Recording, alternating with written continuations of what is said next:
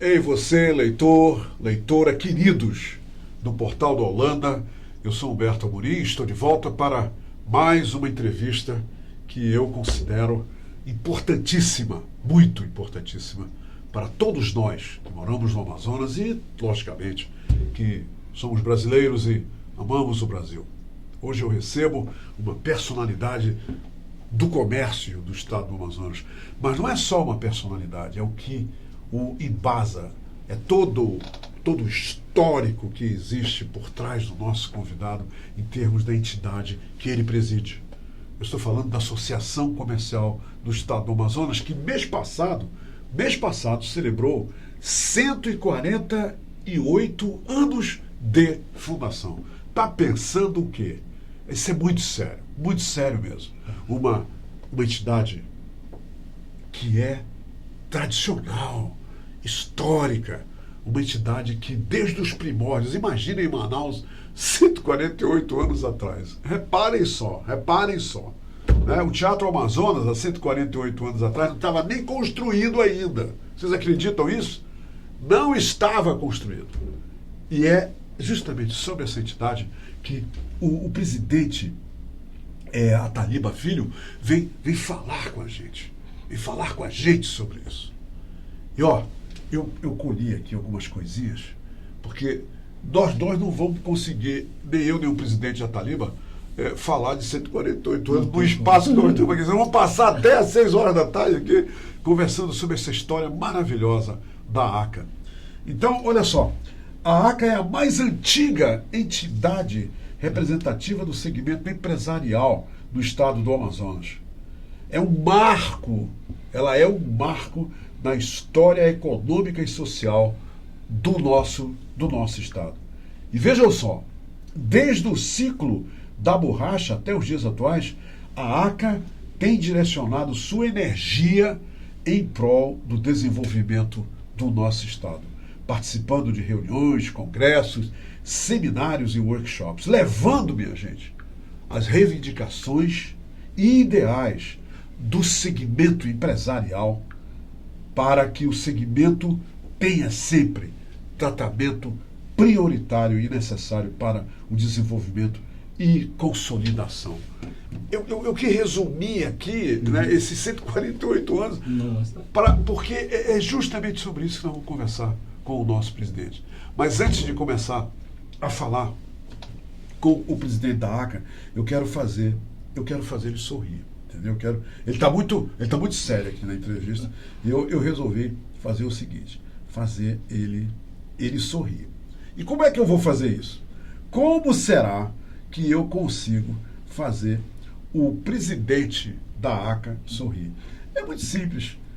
O Ataliba Davi Antônio Filho é uma pessoa super agradável, super simpática, e ouço o que eu vou dizer para ele. Presidente, eu acho fascinante, maravilhoso, toda vez que eu vou na ACA e vejo aquele elevador funcionando, aquele elevador da ACA. Eu acho que é único. Eu acho que é único. Ele sorriu, eu não disse para vocês que ele ia sorrir? O elevador da ACA. Ele está todo... E funciona como um relógio suíço. Perfeito. É daqueles elevadores... Tem manutenção mensal. Ele é mantido. Todo mantido. É aquele elevador que você puxa a porta, Isso, né? isso. Aí você puxa de volta, né?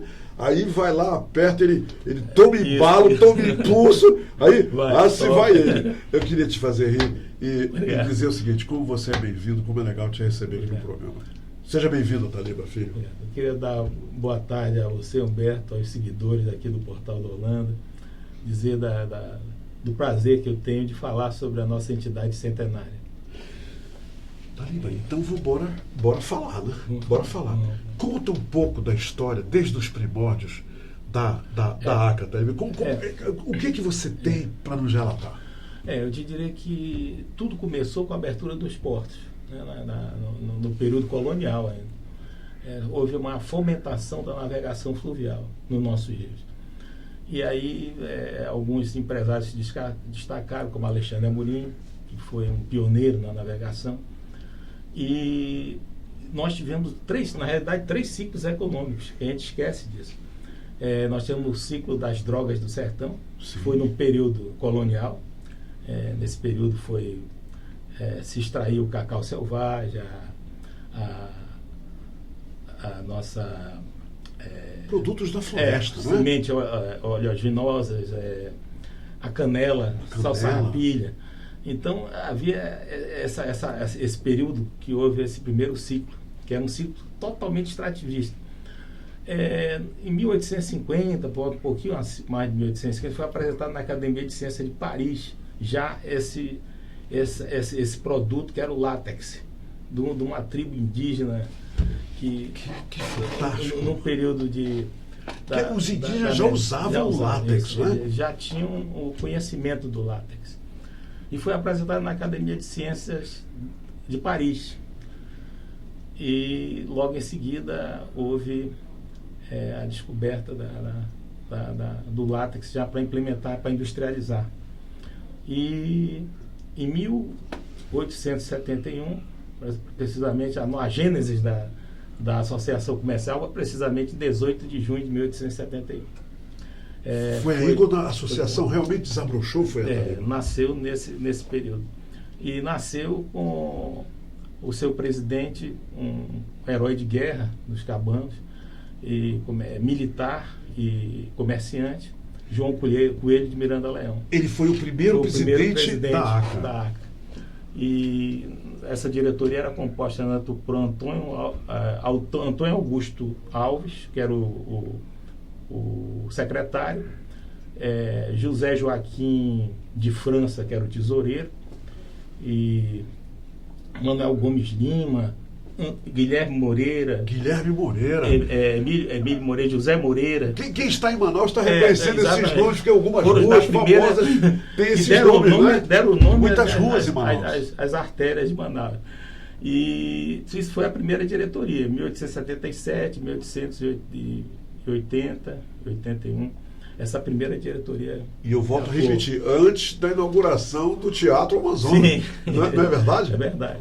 E nesse período, logo depois, ele funcionava ainda na Casa do Comerciante José Teixeira de Souza, funcionário de maneira provisória, e por alguns anos funcionou lá e depois inaugurou. E você tem esse endereço de cabeça? Onde ficava a primeira sede? A primeira sede foi na Rua das Flores, que é a atual Guilherme Moreira. A Guilherme Moreira. Com a travessa da Travessa da Glória, que era Quintino Bocaiúva. Ficava já pertinho onde ela é hoje, né? Precisamente ali próximo. Ali próximo. Tanto que a sede definitiva, que foi em 1939, tem essa mesma localização. De seguida. Não tem problema, não tem problema. Pode desligar. Em seguida, desse período, nós tivemos aí alguns pleitos que foram que a associação já atuando, né, como uma entidade do comércio, pleiteando a desobrigação de levar cargas para Iquitos, que era a desobrigação dos amadores de levar carga para Iquitos. Essa carga, eu imagino, seria o quê? Também cargas diversas. Cargas diversas. E também o pleito para construir-se um trapiche, que seria o porto, a origem do porto. Do porto de Manaus, né? E um banco. Isso aí foram pleitos da associação. Até então nós não tínhamos um porto de Manaus, não tínhamos o Teatro Amazonas, não tínhamos um banco da cidade. E, quer dizer, tudo isso foram pleitos da entidade, e até 1880, que deu início realmente ao período gomífero. 1880, 1913, que foi o período gomífero. Foi o boom da borracha, não foi? Nesse período de 1880, praticamente, alguns pleitos foram solicitados, como isenções, algum de importação de mercadorias estrangeiras, algumas coisas, pleitos junto à própria A própria República, quando foi proclamada, a associação foi com uma junta lá, com a junta que estava se governando, perguntando se haveria, nada foi colocado contra o comércio, foi respeitado toda a autonomia do comércio. E em 1891 foi inaugurada a JUSEA, a Junta Comercial do Amazonas, na própria associação comercial. Funcionou dentro da associação comercial durante... e funcionando até hoje também, não é? Não, hoje ela tem sua sede própria, tudo, né? Mas no período ela funcionou dentro da associação comercial. Dentro da associação comercial. Durante um tempo. Ela nasceu dentro da associação comercial. E na virada do século, aí que foi o pool da borracha, que era o período gomífero. Então estamos entrando no século XX, né? Isso, no século XX. 1900. Isso. Houve uma exposição em Filadélfia, nos Estados Unidos, uma exposição em São Luís, Rio de Janeiro, uma exposição itinerante, levando os produtos nossos para ser conhecido em outros lugares. A associação promovia essas exposições. Quer dizer, já houve uma promoção do Estado, dos produtos da Amazônia, do exterior, nessa época, numa feira e tudo mais. Com representantes daqui. Daqui, sim. Então a associação tinha esse dinamismo, né? Ela verificava, fazia esse tipo de realizações. Durante todo esse período, até 1900, houve também a primeira biopirataria que houve, né? Henry Wickman, né? Que levou as nossas mudas. 70 mil sementes. Ele levou de Santarém. Ele levou de Santarém. Né? Ele fez a coleta também. Ele se estabeleceu em Santarém e teve a facilidade de levar de lá. Mas ele não veio até aqui, não. Não foi. Ele foi via Tapajós, Rio Tapajós. Rio Tapajós. Ele mandou lá para o Kew Gardens, em Londres, exatamente. Foi para o Royal Garden. Lá se tinha um jardim botânico com mais de 25 anos, de 250 anos de experiência. Então lá eles conseguiram reproduzir a muda, né? E realmente... mandaram para a Malásia. Aqueles seringais da Malásia, do Oriente, fizeram... Aí começou a derrocada, não foi? Até 1913, a associação foi muito pujante nisso aí, ela acompanhou bastante isso aí. Inclusive foi feito um protótipo do seringal no último ano, entre 1912 e 1913, o seringal mirim. Ali eu vou levar a Amazônia, eu era menino, eu me lembro disso. Isso aí foi um protótipo do seringal. Aquilo ali foi parte de um projeto, o surgimento do seringal lá? O seringal era um projeto. Hoje tem uma subestação, onde tem uma subestação da Amazonas Energia, no lugar do seringal, né?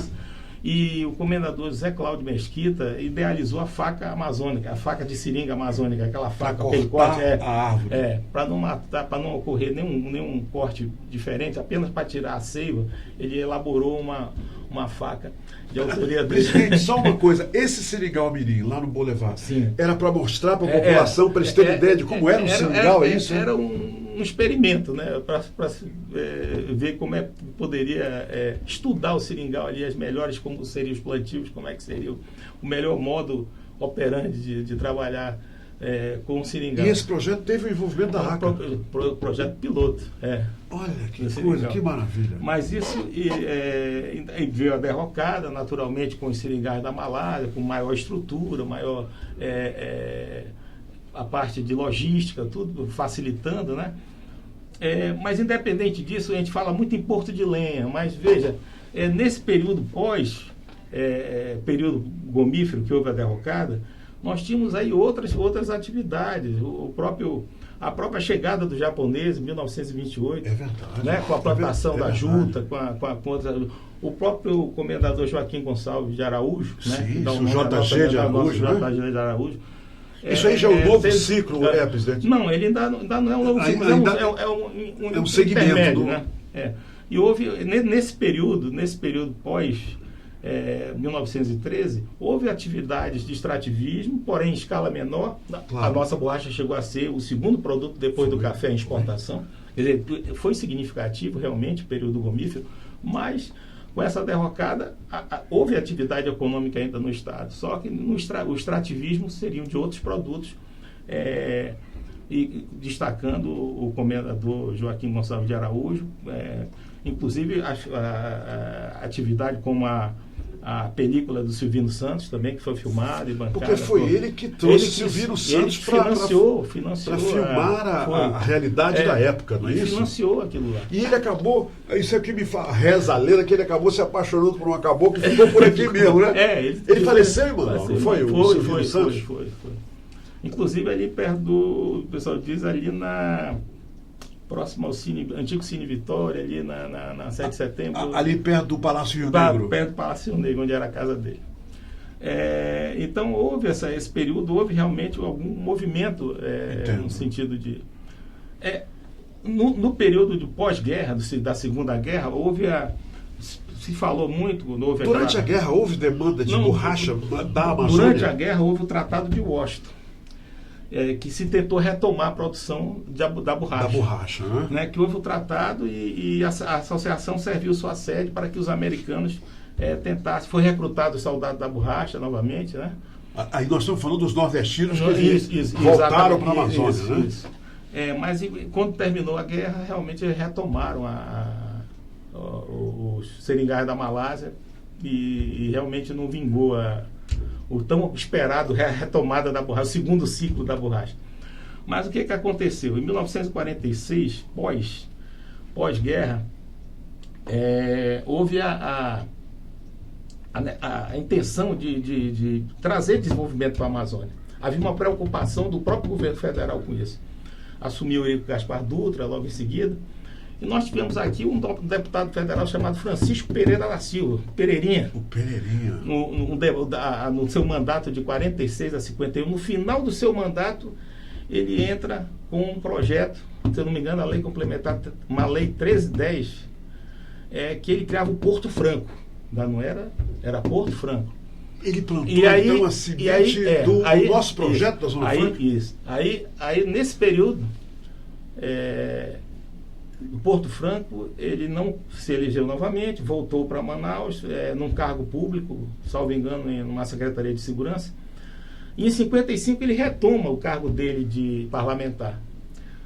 E em 57, já em pleno governo de Juscelino Kubitschek, e uma comissão de Constituição e Justiça, cujo relator era o engenheiro Maurício Joper,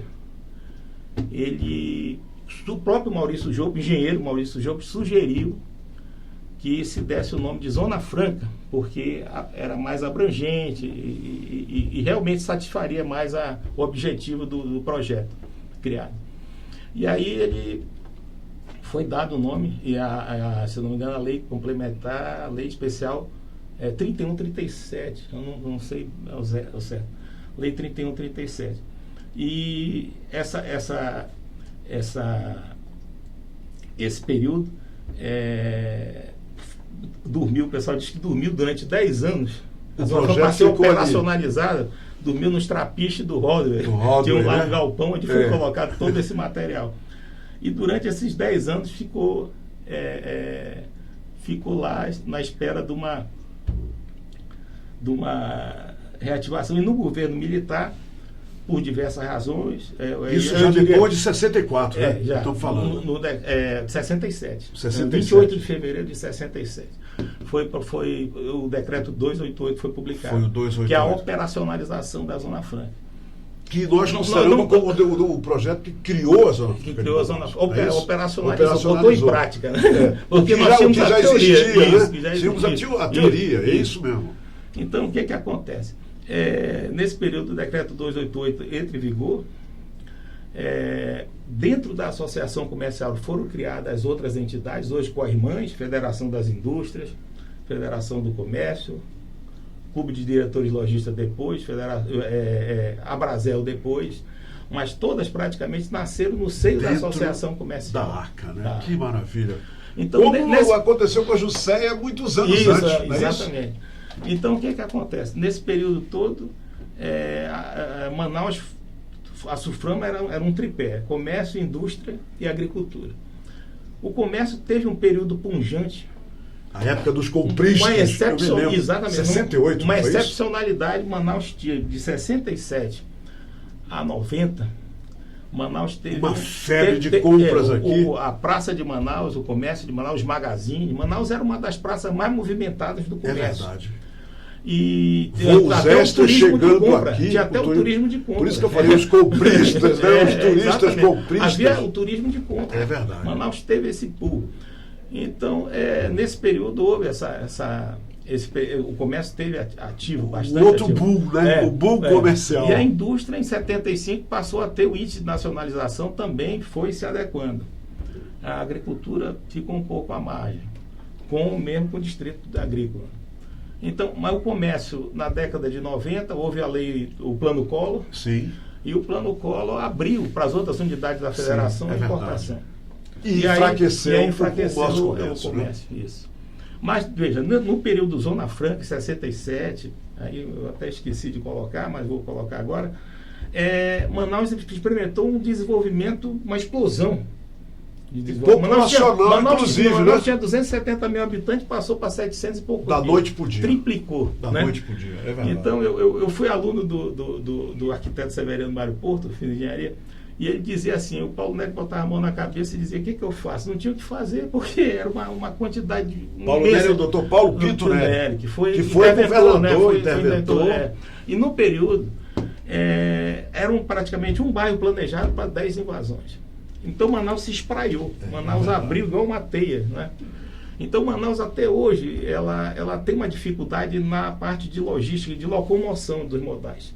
Você vê que é caro você se locomover em Manaus, porque há uma distância, as distâncias são muito grandes. Manaus não é adensado em pontos, né? Não tem adensamento. O próprio centro... Porque isso foi feito sem planejamento, não é, presidente? Exatamente. Aconteceu para suprir uma necessidade de moradia de quem chegava. Foi muito rápido. Foi muito rápido. Foi um pool muito rápido de desenvolvimento. Mas na década de 90 houve isso aí. Quer dizer, Manaus teve o comércio teve uma excepcionalidade. O comércio teve uma excepcionalidade. Quer dizer, ele dependia da cadeia produtiva. Durante... De 67 a 90, o comércio importador, como você falou, teve um comércio de compra, um turismo de compra. Tinha as pessoas vinham comprar, ele não dependia muito da população local para sobreviver. É verdade, né? É verdade. Mas na década de 90, o comércio passa a depender do primeiro e segundo setor. Primeiro e segundo setor, o comércio teve essa excepcionalidade e, logicamente, ela acabou com o Plano Collor. Então, o comércio é a ponta da cadeia, vamos dizer assim. O comércio lida com dois públicos, ele lida com a indústria e lida com o consumidor final. Sim. É a ponta da cadeia produtiva. Então, o comércio ele tem essa particularidade. Ele tanto lida com o produtor como lida com o consumidor. Sim, é verdade. Né? Então, um outro ponto também é que houve por exemplo, um esvaziamento institucional do centro da cidade. Né? Você vê que o centro da cidade antes, que era uma explosão de movimento, era um shopping a céu aberto, vamos dizer assim, e de repente, com esse esvaziamento institucional, esvaziamento financeiro, que os bancos também saíram do centro, você esvaziou. Mas também, presidente, o surgimento de shoppings. Sim, os shoppings centros, também. Isso no também mesmo período. Mudou um pouco e também, né? A segurança também, foi fatores. Hoje você se impressiona, tem lojas fechando 4 horas, às 16 horas. Do centro de Manaus. Hoje essa é a realidade. Questão de segurança. E à noite o centro, verdade seja dita, a população é um perigo, flutuante, né? A população flutuante à noite é quase zero. E outra coisa, o Roberto Bubol me disse, o presidente da BH, nosso amigo, ele disse que o turista que se hospeda no centro de Manaus, à noite, a partir das 19 horas, ele não sai para lugar nenhum, ele está preso no hotel. Exatamente. É verdade isso? Exato. Não pode contemplar os monumentos, não pode nada, contemplar de noite as ele está preso. Ele está preso no hotel, não é? E a cidade tem muito a oferecer. É isso que nos preocupa, porque a cidade tem muito a oferecer. A cidade tem... o DNA da cidade está aqui. Exatamente. Está no centro. Nós temos ali o Teatro Amazonas, o Palácio da Justiça, nós temos os monumentos históricos, o monumento à abertura dos o relógio, exatamente. O Mercadão. Isso, exatamente. Quer dizer, e aquilo ali... São edificações antigas que trazem a história da cidade, que guardam a história da cidade. E que, infelizmente... O turista hoje no centro está desamparado, em termos de segurança. Ele está um pouco desamparado. Porque a gente não vê essa segurança. O próprio comerciante, se vê tolhido, a população, inibido de poder trabalhar numa carga horária. Presidente, o senhor se preocupa com os colaboradores, porque os colaboradores têm que ir para casa. Claro, e a aqueles que moram em Manaus também. Comerciante. Me diga uma coisa, dá para o senhor entender, ali na Henrique Martins, né? Aqueles homens, eu vi até venezuelanos, que estão vendendo celulares a 200, 300 reais. Celulares aí, roubados sendo vendidos em a praça céu aberto, pública, né? a céu aberto. Isso é Quer dizer, preocupante. isso denota a falta de segurança. O senhor concorda comigo? Concordo. A falta Eu de acho que tem segurança que haver- que é eu o acho que espelho da tem- falta de segurança. eu acho que tem que Aquele haver- povo vendendo celular roubado, ali tem que sem haver- nota fiscal. Ali tem que haver uma investigação séria a respeito desses problemas e realmente trazer tranquilidade às pessoas que trabalham no centro, para poder trazer vida ao centro. Eu acho que o centro só O centro está estagnado em termos de desenvolvimento, presidente. Ele está ali quieto. eu acho que ele está um pouco quieto. O comércio atual está assim. Ele precisa ter o gestor Um olhar generoso da gestão pública. Embora haja esforços por alguns gestores, mas há necessidade realmente de se criar ali alguma coisa para novamente reativar o centro da cidade. Eu vejo alguns conselhos, o conselho que o prefeito criou, o conselho estratégico, que interage a sociedade civil com a gestão, já é um início.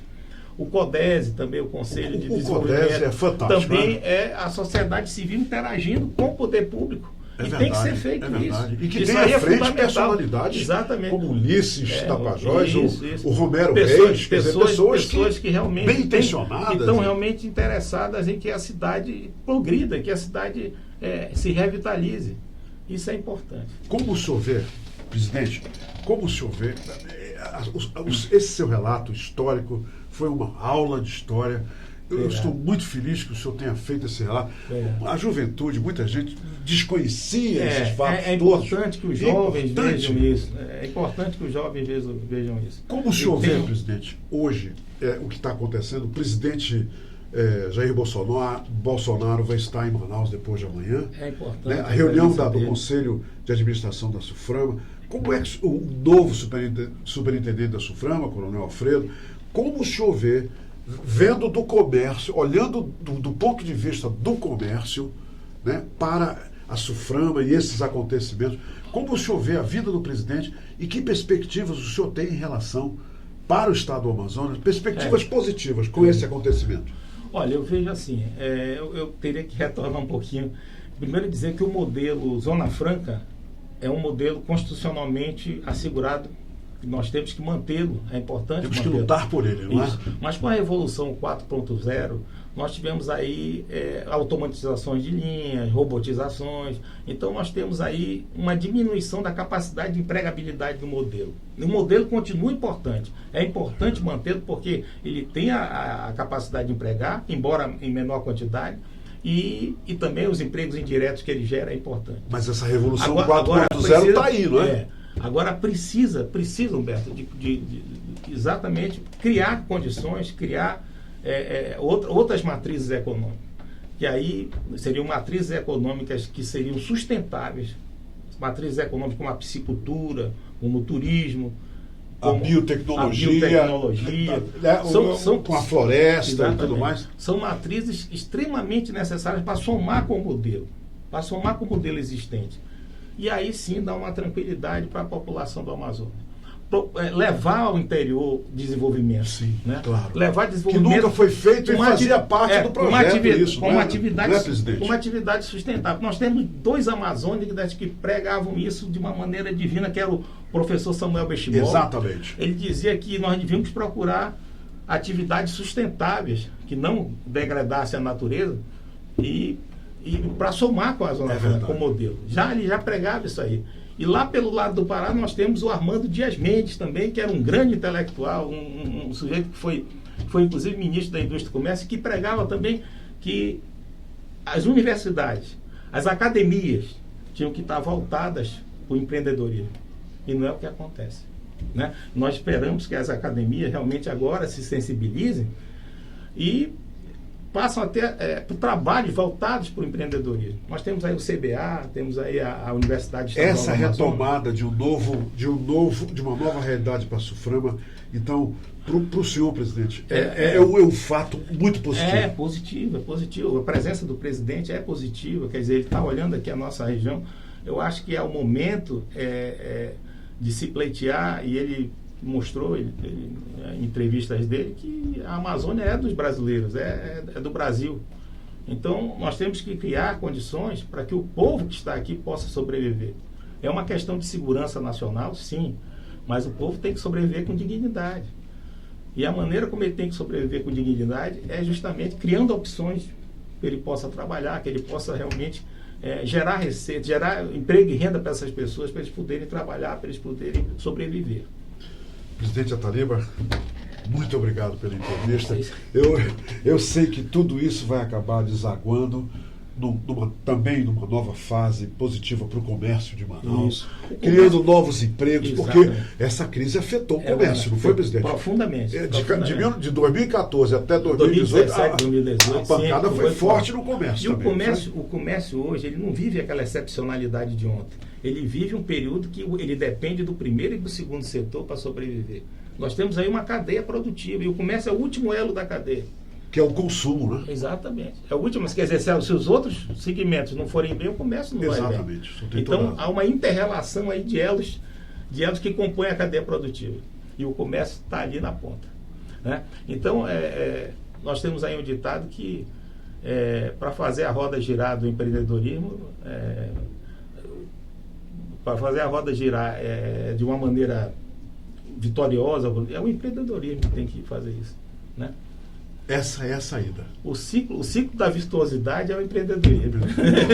Bacana, gostei disso aí. Gostei. Desculpe aí. Presidente, muito obrigado. Maravilhoso entrevistá-lo. É uma honra e muito legal. Eu espero que tenha passado alguma mensagem. Eu estou lhe olhando aqui, presidente, e me lembro de grandes nomes, eu pensando aqui, que já passaram pela presidência da ACA, doutor Felipe Dal, Jorge Loureiro. Jorge, né? Foi a pessoa que criou Loureiro, a medalha JG Araújo, na gestão do Jorge. Né? Quer dizer, grandes nomes, e agora uma grande personalidade como você, obrigado, dirigindo, né, os destinos da ACA. Muito obrigado. Parabéns, e leve o nosso respeito, leve o nosso entusiasmo para todos os empresários que compõem a diretoria e desenham a ACA de hoje.